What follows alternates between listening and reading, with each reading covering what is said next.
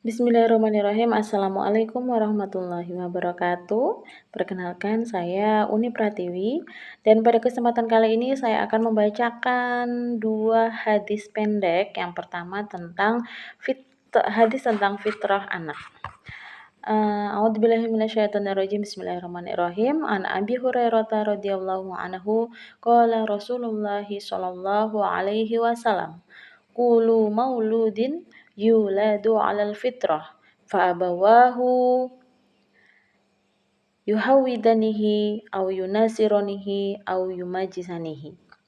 Yang artinya dari Abu Hurairah radhiyallahu anhu, Rasulullah shallallahu alaihi wasallam bersabda, setiap anak dilahirkan dalam keadaan fitrah atau suci, maka kedua orang tuanya lah yang menjadikannya Yahudi, Nasrani, ataupun Majusi.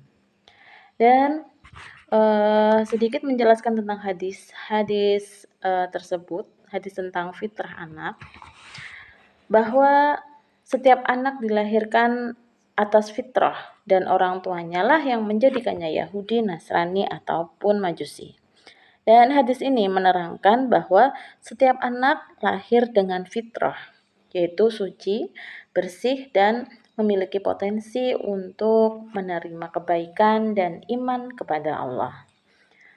Namun, watak dan kepribadian anak bisa berubah karena pengaruh yang paling besar adalah pengaruh dari lingkungan, kemudian sekolah, dan terutama keluarga sendiri.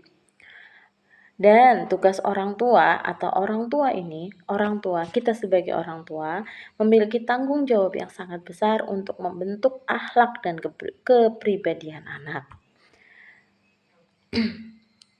Selain orang tua, yang kedua adalah guru. Guru juga mempunyai peran penting untuk menanamkan nilai-nilai disiplin. Sebenarnya al-ummu madrasatul ula. Ibu itu adalah sekolah yang pertama. Jadi intinya sebagai orang tua adalah tugas yang paling utama untuk membentuk atau untuk mendidik kepribadian anak. Kemudian didukung oleh guru di sekolah yang juga bisa membentuk kepribadian anak, menanamkan nilai-nilai disiplin, tanggung jawab, dan menghormati orang lain. Dan oleh karena itu, pendidikan karakter harus dilakukan atau harus ditanamkan sejak kecil dan dijalankan secara bersama-sama antara keluarga, sekolah, dan masyarakat. Maka, tugas kita sebagai orang tua adalah menanamkan kepribadian yang baik kepada anak agar kelak anak mempunyai karakter atau pendidikan karakter yang baik pula, dan mengarahkan anak untuk beragama atau memiliki agama sesuai dengan kepercayaan orang tua. Misalkan orang tua Islam, maka kita pun harus mengarahkan kepada pendidikan agama yang orang tua anut pula. Dan maka itulah sekali lagi tugas utama orang tua adalah memberikan pendidikan karakter yang baik kepada anak. Dan itulah tadi sedikit penjelasan tentang hadis tentang fitrah anak, bahwa setiap anak dilahirkan secara suci, seperti selembar kertas yang masih kosong, yang masih bersih. Maka tergantung kita sebagai orang tua yang akan menggoreskan tinta pertama kepadanya, apakah tinta yang kita goreskan baik. Jika tinta yang kita goreskan baik, maka insya Allah anak pun menjadi anak yang baik. Dan selanjutnya untuk hadis yang kedua. Hadis yang kedua tentang ciri-ciri orang munafik. Bismillahirrahmanirrahim. Ana Abi Hurairah anna Rasulullah sallallahu alaihi wasallam qala ayatul munafiki salasah idza hadasa kadaba wa idza wa'ada ahlafa wa idza tumina khona. Dari Abu Hurairah, Rasulullah Shallallahu Alaihi Wasallam bersabda, ciri-ciri orang munafik ada 3. Apabila berkata, ia berdusta. Apabila berjanji, dia mengingkari. Dan apabila dipercaya, dia berkhianat. Dan sedikit penjelasan tentang ciri-ciri orang munafik. Telah disebutkan tadi, ayatul munafiki salasah. Ciri-ciri orang munafik ada 3. Idza hadasa kadaba. Jika berkata dia berdusta. Wa idza wa'ada ahlafa.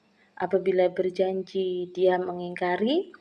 Wa idza tumina khona. Apabila dipercaya dia berkhianat. Ciri orang munafik yang pertama adalah apabila berkata dia berdusta. Berdusta artinya menceritakan sesuatu namun tidak sesuai fakta sebenarnya, baik disengaja maupun tidak disengaja. Dan jika seseorang melakukan hal tersebut dengan sengaja, maka hukumnya adalah dosa. Sedangkan orang yang tidak sengaja melakukannya, maka insya Allah tidak ada dosa baginya. Yang kemudian ciri orang munafik yang kedua yaitu apabila berjanji dia mengingkari atau ingkar janji. Janji ini merupakan sesuatu yang harus dipenuhi. Maka jika kita tidak bisa berjanji, hendaknya dia mengucapkan salah satu kalimat thayyibah yaitu insya Allah, yang artinya jika Allah menghendaki. Maka insya Allah apa yang kita ucapkan atau janji yang kita ucapkan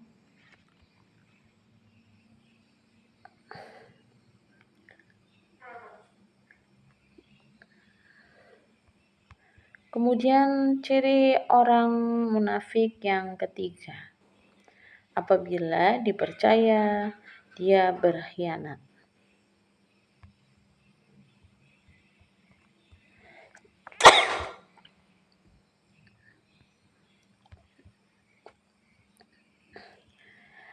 Dan ciri orang munafik yang ketiga adalah apabila dipercaya dia berkhianat. Jika diberi kepercayaan atau amanah, dia akan berkhianat. Nah, bila seseorang diberi amanah, kemudian ia berkhianat, maka orang tersebut termasuk orang yang munafik. Khianat dalam bahasa lain itu bisa disebut dengan menyembunyikan dari apa yang dipercayakannya. Maka inilah tadi ciri-ciri orang munafik itu ada 3. Yang pertama, apabila dia berkata, dia berdusta. Apabila berjanji, dia mengingkari. Dan apabila dipercaya, dia berkhianat. Dan semoga kita tidak termasuk dalam atau kita tidak mempunyai salah satu ataupun 3 ciri dari orang-orang munafik tersebut.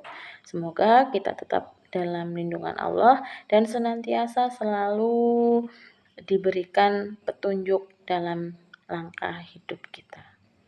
Terima kasih. Mohon maaf apabila banyak kesalahan.